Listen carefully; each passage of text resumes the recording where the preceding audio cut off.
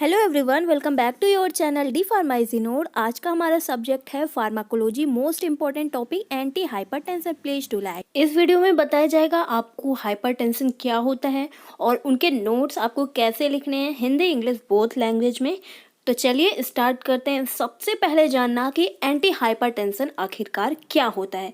बहुत सारे बच्चों को नहीं पता होगा, तो देखिए यहाँ पे लिखा हुआ है हाइपरटेंशन यानी कि ब्लड प्रेशर, उच्च रक्तचाप। जब यह एक खतरनाक बीमारी है, सभी को पता होगा। बीपी बहुत ही डिफ़िकल्ट डिसीज है, क्योंकि अगर बीपी किसी के रहती तो क्या खाना है क्या नहीं खाना है बहुत ही ज़्यादा डिफ़िकल्ट। देखिए बताया गया यहाँ पे, यह एक ऐसी स्थिति है जिसमें धमनियों में रक्त का दाब काफ़ी बढ़ जाता है और इसके कारण रक्त की धमनियों में रक्त का प्रवाह बनाए रखने के लिए हृदय को सामान्य से अधिक प्रेशर लगता है।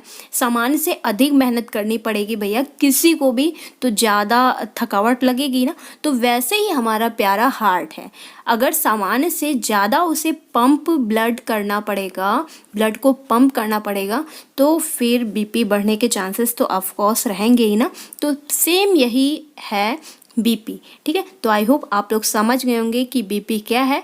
और अब चलिए अपने नोट्स की ओर बढ़ते हैं, जिससे कि आपको अपने डी फार्मा में अच्छे से आगे बढ़ेंगे, ठीक है। तो यहाँ पे एक तरीके से मैं आपको और समझा देती हूँ, बहुत ही इजी लैंग्वेज में। एक तरफ नो हाइपरटेंशन, एक तरफ यस हाइपरटेंशन, ओके। दोनों तरफ हार्ट है, तो यहाँ पे इमेज से ही आप समझ सकते हैं दोनों तरफ हार्ट है। ब्लड वेसल्स में सीधा ब्लड गया हुआ, और दूसरी तरफ देखिए टेढ़ा मेढ़ा होके गया है, स्नेक की तरह, जैसे कि सांप टेढ़ा मेढ़ा चल रहा है, ठीक है। तो उसमें क्या हो रहा है, ज़्यादा प्रेशर लग रहा है।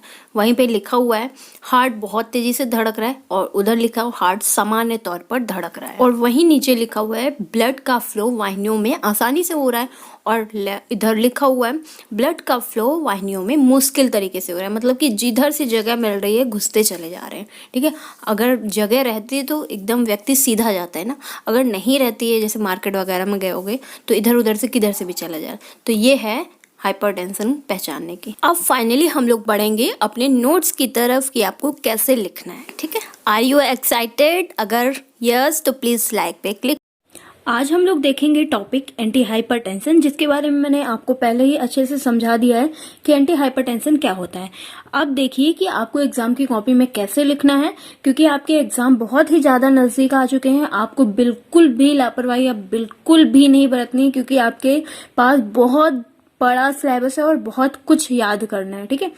तो चलिए देखते हैं। ये इम्पोर्टेंट क्वेश्चन है, काफी बार पूछा गया है, तो मैंने यहाँ पे बहुत बार इस क्वेश्चन को ढूंढा है। तो यहाँ पे आप देख सकते हो कि मैंने यहाँ पे देखिए इधर पेजेस लगा रखे हैं कि इतनी इतनी बार यहाँ पे 1 2 3 4 बहुत बार रिपीट हुआ है ये क्वेश्चन पेपर। तो चलिए देखते हैं इस इम्पोर्टेंट क्वेश्चंस को। अगर वीडियो अच्छा लगे तो please friends I request you like और शेयर, नहीं करते हो तो प्लीज लाइक जरूर कर दीजिएगा। टॉपिक डाल दीजिए एंटी हाइपरटेंशन। अब लिखना स्टार्ट करते हैं और यहाँ पे अच्छे से समझेंगे भी, ठीक है। तो देखिए ये लिखा हुआ है, हिंदी मीडियम वाले स्टूडेंट्स इसको मत लिखिएगा, क्योंकि ये थोड़ा सा डिफिकल्ट है और उतना अच्छा भी नहीं लगेगा लिखने में, ठीक है। तो आप समझ लीजिए लिखा क्या हुआ है। अब सामान्य उच्च रक्तदाब मतलब high blood pressure ventricle hypertension का मुख्य कारण है। तो क्या है ये हाई ब्लड प्रेशर, क्या है वेंट्रिकल हाइपरटेंशन का क्या है मुख्य कारण, मतलब मेन रीजन है यही, ठीक है। तो इतना आप इंग्लिश में लिखिए और फिर इसको हिंदी में लिख सकते हैं इजीली। अब देखिए, जब निलय अपने अकुंचन द्वारा आर्टरीज में रक्त को पंप करती हैं, तो इस रक्त का दाब धमनियों की दीवार पर पड़ता है, जो इस दाब को धमनियों दाब मतलब आर्ट्रियल और ब्लड प्रेशर, जिसे क्या कहते हैं आर्ट्रियल और ब्लड प्रेशर कहते हैं, ठीक है। जब धमनियों में दाब बहुत ही ज्यादा प्रेशर से पड़ता है, अधिक पड़ता है, तो उसे ब्लड प्रेशर कहते हैं, ठीक। रक्त दाब के कारण धमनियां फूलती हैं।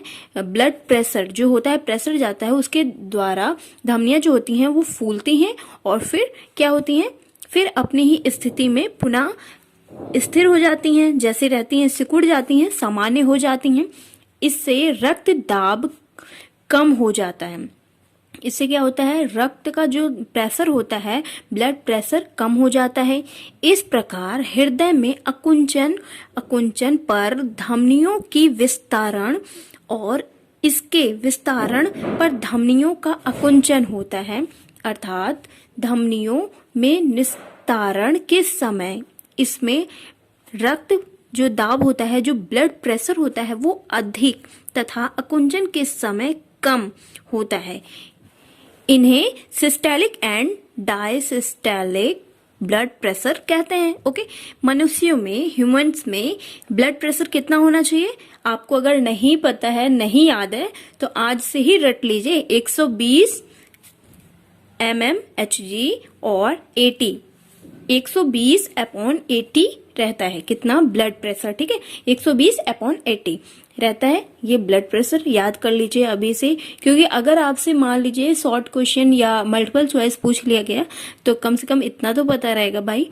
ठीक, अब देखिए क्या लिखा हुआ है, ब्लड प्रेशर स्फेग्नोमीटर किसके द्वारा चेक किया जाता है? अगर आपसे ये भी मल्टीपल चॉइस क्वेश्चन पूछा जा सकता है कि जो ब्लड प्रेशर होती है, जो मशीन होती है एक पंप करने वाला, मैं आपको दिखा दूंगी यहाँ पे इमेज में, हो सकेगा तो।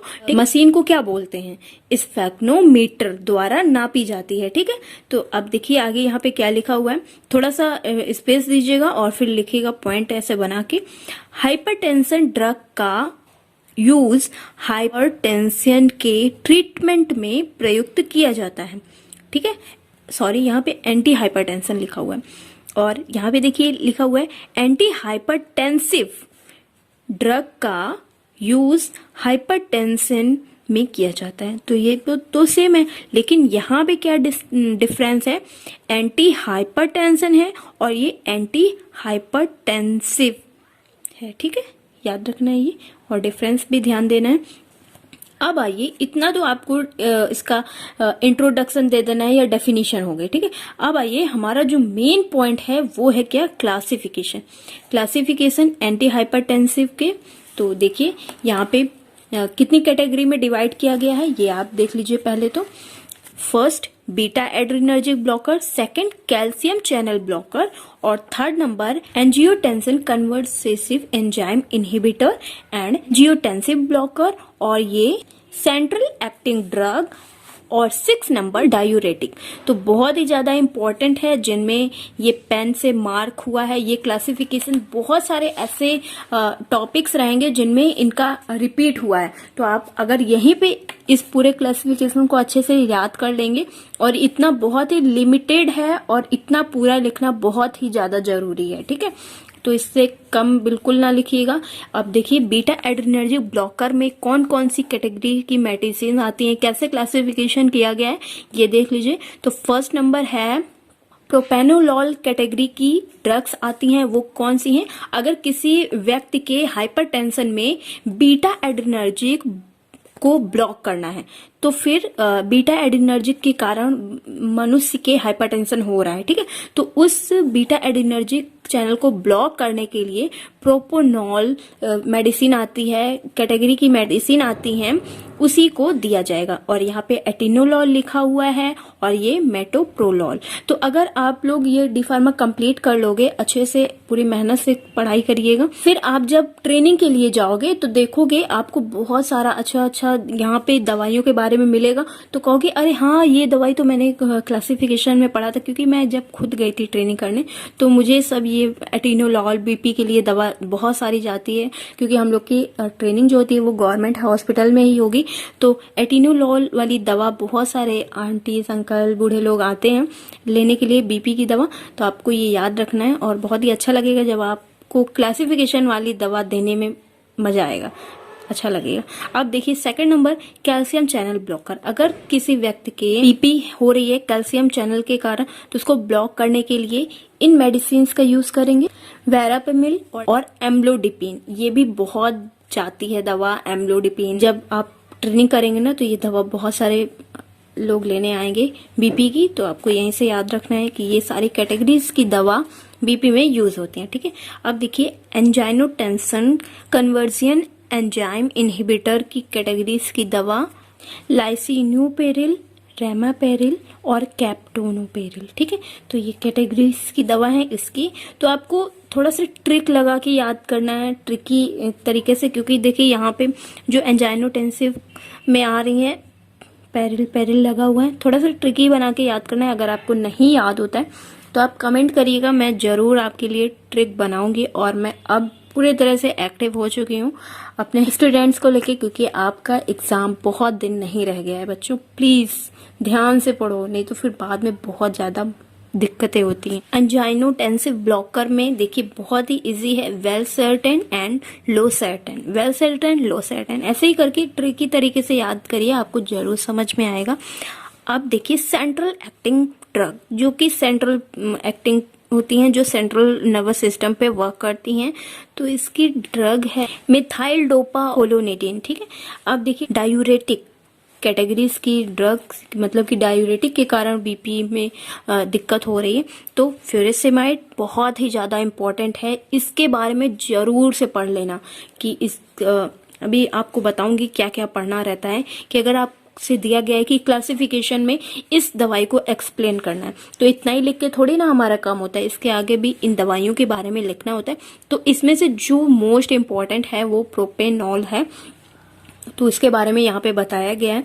और सभी के बारे में मैं बताऊंगी आपको, बहुत सारे, मतलब कि ये दवाइयाँ ही तो हैं, यही बार बार रिपीट होती हैं। तो एक टॉपिक में एक दवाई को कवर करेंगे आप, तो अच्छे से पूरे को कवर कर पाएंगे या नहीं, बोलो। अगर मैं सभी एक ही वीडियो में सभी को पढ़ाऊंगी, सभी को समझाऊंगी, तो बहुत ही माइंड कंफ्यूज हो जाएगा और इससे कुछ नहीं समझ में आएगा। इसलिए एक टॉपिक पे एक क्लासिफिकेशन को अच्छे से पढ़िए और एक एक टॉपिक को इतने अच्छे से कवर करिए कि अगर आपसे पूछ लिया जाए तो आप फटाफट से अपना पूरा अच्छे से कंप्लीट कर लें, ठीक है। तो देखिए डायूरेटिक में फ्यूरिसेमाइड बहुत ही ज़्यादा इम्पोर्टेंट ड्रग है ये। हाइड्रोक्लोरथायाजाइड भी बहुत ही ज़्यादा इम्पोर्टेंट है। नेक्स्ट है क्लोरथाइलोन, ठीक है। तो यहाँ पे प्रोपेनॉल को एक्सप्लेन किया गया है कि कैसे कैसे क्या क्या लिखना है, तो आप हेडिंग डाल लीजिए। फर्स्ट बीटा एड्रिनर्जिक, देखिए यहाँ पे लिखा हुआ है बीटा एड्रिनर्जिक ब्लॉकर का फर्स्ट क्लासिफिकेशन प्रोपेनॉल। तो देखिए इसका ट्रेड नेम, सबसे पहले इसको अलग से डालना है, लिखना है, और फिर लिखना है आपको ट्रेड नेम। ट्रेड नेम में मतलब कि प्रोपेनॉल कैटेगरीज की दवाइयां आपको मार्केट में कैसे कैसे मिल सकती हैं, ठीक है। तो इनका ये नाम है एवलोकार्डियल। हिंदी में लिखने की गलती मत करना, यहाँ पे आपको इंग्लिश में ही लिखना पड़ेगा, हिंदी वाले स्टूडेंट्स।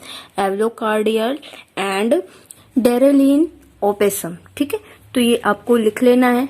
अगर आपको दो ही ठीक लग रहा है, याद हो रहा है, तो दो ही लिख लो, नहीं तो कोशिश करना तीनों लिखने, क्योंकि यहाँ पे वही लिमिटेड चीजें लिखी हैं जो आपको एग्जाम में जरूर से ही लिखना चाहिए, और एग्जाम में पास होना है तो इतनी सी मेहनत तो जरूर ही करना चाहिए भैया। फार्माकोलॉजी है हमारी, और जानते हो फार्माकोलॉजी तो हार्ड है ही, तो इसको मैं इजी बना रही हूँ, और उतना ही लिमिटेड चीजें आप जरूर लिखिएगा। अब आइए आगे देखते हैं। ट्रेड नेम के बाद फिजिकल प्रॉपर्टी आपको हेडिंग डाल देनी है, थोड़ा सा स्पेस छोड़ के, ठीक है। और लिखना है आपको यहाँ पे कि फिजिकल प्रॉपर्टी में आपको क्या लिखना रहता है। तो देखिए ध्यान से, यहाँ पे ये क्या है, क्रीमी व्हाइट कलर है, क्रीमी व्हाइट कलर है, और क्या है, ऑर्डरलेस है, मतलब कि इसमें कोई टेस्ट नहीं होता है, ऑर्डरलेस है, ठीक है। और ये क्या है, क्रिस्टलाइन पाउडर, पाउडर इसका कैसा है, क्रिस्टल पाउडर है, ठीक है। तो आपको ये याद रखना है कि अगर आप लोगों ने अगर प्रैक्टिकल वगैरह किया होगा तो फिर आपको बताया गया होगा कि प्रोपेनॉल को चेक करके बताओ, 2-3 पाउडर ऐसे ही रख दिए जाते हैं स्पेस में कि चेक करके बताओ इसमें से प्रोपेनॉल कौन सा है। तो आपको याद रखना है कि ये क्रीमी एंड वाइट है, ऑर्डरलेस है, और क्रिस्टलाइन पाउडर है, ठीक है। अब देखिए इनकी केमिकल प्रॉपर्टीज क्या हैं। केमिकल प्रॉपर्टीज ये है इसकी कि ये अल्कोहल एंड वाटर में सॉल्युबल है, अल्कोहल एंड वाटर में सॉल्युबल है। और सेकंड नंबर क्लोरोफॉर्म में ये लाइटली सॉल्युबल है। और थर्ड नंबर देखिए बेंजाइल, इथर, इथाइल एसिटल में ये एसिटेट इनसॉल्युबल है, ठीक है। इथाइल एसीटेट में क्या है, ये इनसॉल्युबल है। अब आइए इनके देखते हैं इनके यूजेस क्या हैं, प्रोपेनॉल के क्या क्या यूज हैं, भाई हमें इतना ध्यान से क्यों पढ़ना पड़ रहा है। तो आइए देखते हैं इनका क्या यूज हमारी फार्मा में। ठीक। यह क्या करती है, हाई ब्लड प्रेशर में यूज़ की जाती है। सबसे इम्पॉर्टेंट पॉइंट हम लोग पढ़े इसीलिए रहे हैं, ठीक है।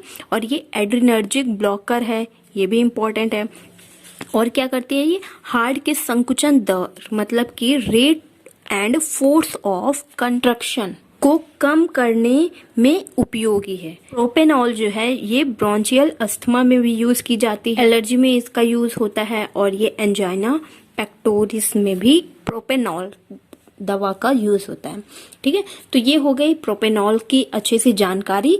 तो मैंने कहा था आपको बहुत ही अच्छा टॉपिक है, एकदम इंटरेस्ट से पढ़िए। अगर नहीं समझ में आया दोबारा से एक बार रिवाइज करिए, आपको बहुत ही अच्छे से समझ में आने वाला है।